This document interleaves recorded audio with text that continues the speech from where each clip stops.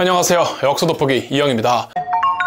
이번 영상의 주제는 을미사변을 좀 다뤄보고자 합니다. 을미사변이 뭐죠? 우리나라의 왕비였던 명성황후가 시해되었던 사건이죠. 1895년에 한 나라의 왕비 명성황후가 일본인들에게 살해됐습니다. 이게 어떻게 가능했을까요? 그리고 대체 어떻게 이런 무모하고 말도 안 되는 계획을 일본은 생각을 하게 됐던 걸까요? 이게 조금만 생각해보면 정말 너무나도 말이 안 되는 게, 명성황후가 뭐 어디 궁궐 밖에 나갔다가 암살된 것도 아니고 궁궐 한복판에서 살해가 됐습니다. 궁궐은 왕과 왕비가 사는 곳이잖아요. 한 나라에서 가장 지엄한 존재들이 사는 곳입니다. 그렇다면 당연히 우리나라에서 가장 경계가 섬엄한 곳이 궁궐이었을 텐데, 그 궁궐에 있던 명성황후가 살해당했습니다. 이것이 어떻게 가능했는지 을미사변의 사건의 재구성 들어갑니다.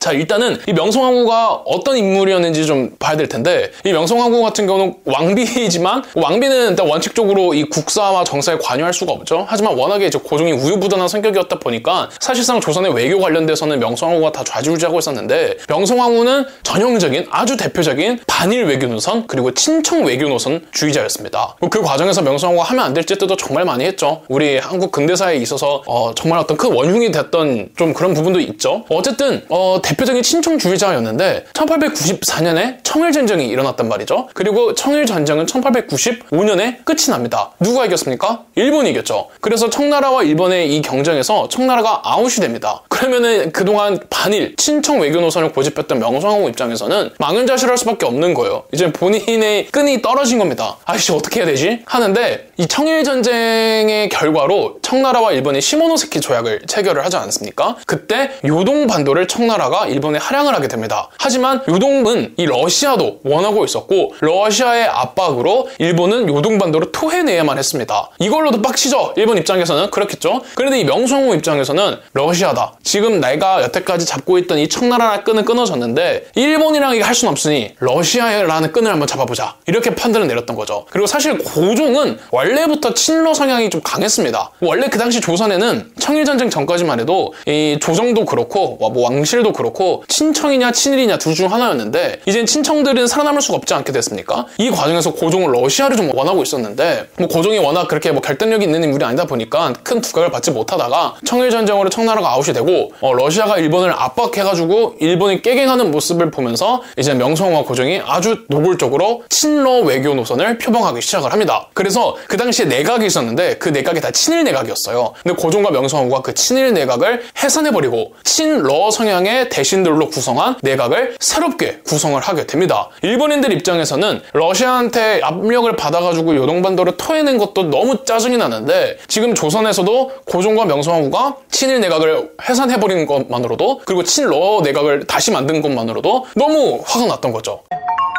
자, 그런데 이 명성황후를 죽여버리겠다라는 생각은 일본이 처음 한 게 아니었습니다. 누가 먼저 처음으로 했냐면은 바로 박용효라는 친일파였습니다. 이 고종과 명성황후가 친일 내각을 해산해버렸다고 하지 않았습니까? 그 친일 내각, 그 해산된 친일 내각의 책임자가 바로 박용효였습니다. 박용효가 여러분 누굽니까? 1884년에 갑신정변을 일으켰다가 실패해서 일본으로 망명 갔던 그 사람이죠. 그리고 갑오개혁을 실시할 때, 그 갑신정변으로부터 10년 후에 일본이 갑오개혁을 실시를 할 때 친일 내각이 일본이 구성을 하는데, 그때 일본에서 데리고 왔던 사람이 박용효였던 거예요. 그리고 청일전쟁이 끝나고 삼국간섭이 있으니까 이제 그 고종과 명성황후가 이 친일 내각을 와해해버렸던 거죠. 그래서 박용효와 명성황후는 뭐 사이가 좋을래야 좋을 수가 없는 사이였고요. 그래서 박용효가 먼저 명성황후 시해 계획을 세우다가 암살 미수로 끝나버립니다. 그 바로 일본으로 도망가요. 조선에 있으면 안 되니까. 박용효는 일본으로 도망을 가서 일본 내에서 계속해서 명성황후를 죽여야 한다라고 계속 그 일본 정계 사람들에게 주장을 하고 있었습니다. 그런데 이거에 대해서, 그래서 명성황후를 두고 어떻게 할 거냐에 대해서 일본 정계에서도 되게 말이 많았습니다. 그리고 마땅한 결론을 내지 못하고 있었어요. 그 과정에서 조선에 일본인 공사가 새롭게 부임을 합니다. 그러니까 지금으로 따지면 외교관이죠. 제한 일본 외교관이 새로 부임을 했는데, 그 새로 부임한 공사의 이름이 미우라 고로라는 공사였습니다.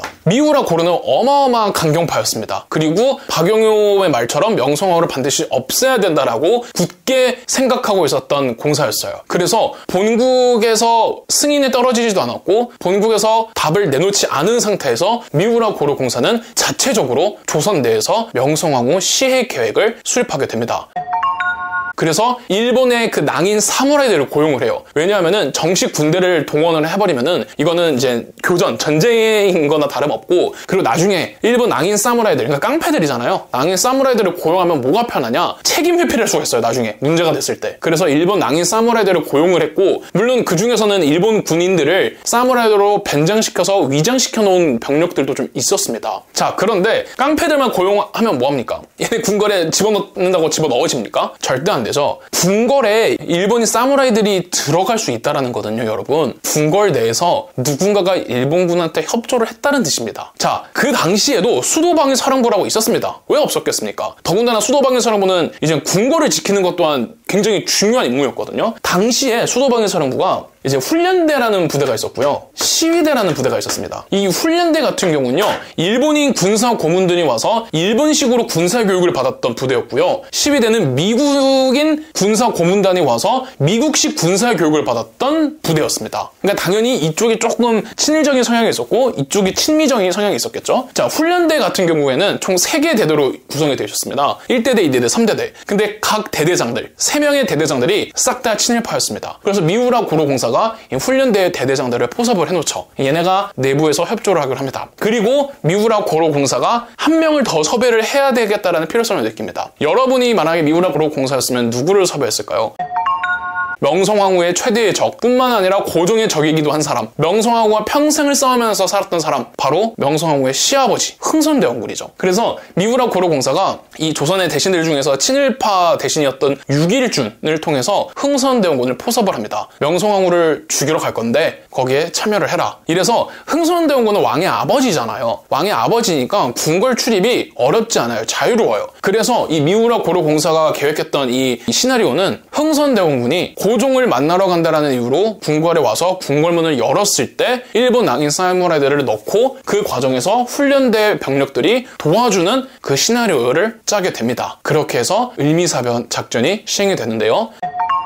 1895년 10월 8일 작전명 여우사냥. 흥선대원군이 경복궁의 문을 열기로 한 시간은 새벽 3시였습니다. 그리고 이미 일본 낭인 사무라이들은 인천 제물포항에 도착을 해서 그 훈련대 대대장들과 육일준 등의 어떤 친일파들의 협조로 뭐 어떤 검문 없이 그냥 곧바로 프리패스로 한양까지 와서 대기 중이었어요. 그리고 새벽 3시에 흥선대원군이 와서 흥선대원군이 궁궐문을 열면은 일본 낭인 사무라이들이 훈련대 병력의 협조를 받으면서 궁궐 안으로 들어가려고 했습니다. 그런데 흥선대원군이 나타나지를 않습니다. 새벽 3시가 됐는데 흥선대원군이 나타나지를 않았다고 해요. 그래서 일단은 기다립니다. 근데 그 당시에 흥선대원군이 마음을 바꾼 게 아니라 새벽 3시에 이제 막 나오려고 하고 있었대요. 흥선대원군이. 근데 그거 모르고 이제 기다리고 있는데 새벽 4시가 돼도 안 나타나는 겁니다. 1시간을 기다렸는데. 그래서 새벽 4시에 흥선대원군한테서는 뭘 기다릴 수 없겠다. 그냥 무력 돌파한다. 이래서 훈련대 병력으로 경복궁의 문을 공격을 해서 들어가려고 합니다. 그 과정에서 당연히 시위대가 막았고 시위대와 훈련대 사이에서 교전이 벌어집니다. 하지만 이 훈련대가 이미 다 포섭이 되어 있었기 때문에 이 궁궐 내부에도 훈련대 병력들이 있어서 훈련대 내부가 시위대를 진압을 하고 시위대 입장에서는 이 기습 공격을 당한 거잖아요. 설마 이 같은 수도방위 사령부 다른 부대들이 우리를 공격할 거라고는 예상 못했을 거 아니에요. 반면에 훈련대는 이미 다 계획을 하고 있었고 그래서 빠르게 시위대를 제압을 했고 문을 연 다음에 일본 낭인 사무라이들이 들어오게 됩니다.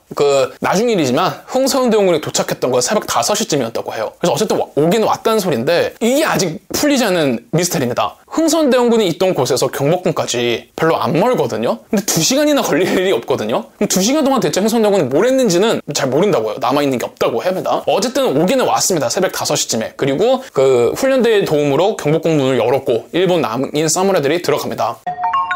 자, 경복궁에 가보시게 되면요. 지금도 남아있는데요. 경복궁이 이렇게 일자 구조로 되어 있지 않습니까? 여기 이제 광화문이 있고, 그럼 이렇게 있고, 뭐 여기 경회로가 있겠죠? 이 뒤편에 건청궁이라고 한옥식으로 지어진 그 집 공간이 있습니다. 고종과 명성황후는 이 궁궐에 머무르지 않고 이 건청궁이라는 그 한옥집에 살고 있었어요. 그래서 고종이 머물던 거처를 장안당이라고 불렀고요. 명성황후가 있던 곳이 곤영합이라고 했었습니다. 두 그 공간이 붙어 있기는 해요. 일본 그 낭인 사무라이들이 곤영합에 들어서 명성황후를 찾으려고 했는데 못 찾은 겁니다. 그래서 바로 옆에 있던 장안당에 가요. 장안당에 가보니까 고종이 있었고 훗날 순종이 되는 그 세자가 있었고 그 순중의 안에 세자빈이 있었다고 합니다. 고종이 당연히 불같이 화를 냈겠죠. 너네 뭐 하는 거냐고. 그런데 얘네가 정식 군인도 아니고 다 깡패들이잖아요. 일본 낭인 사무라이들이잖아요. 그래서 고종을 막 겁박하면서 명성황후 어디냐고 물어봤대요. 당연히 말을 안 해줄 거고 당연히 불같이 화를 낼 거고 그 과정에서 사무라이들이 훗날 순중이 되는 세자의 머리채를 잡기도 했고 또 세자빈, 그러니까 순중의 아내죠. 세자빈의 복부를 발로 걷어차기까지 한다고 합니다. 너무 말도 안 되는 일이죠. 근데 왜 명성황후를 못 찾았냐? 명성황후가 도망갔느냐? 아니었습니다. 여러분들이 잘 알고 계시다시피 그때 명성황후는 어떻게 숨어 있었습니까? 궁녀로 옷을 변장을 해서 궁녀들 속에 같이 껴 있었어요.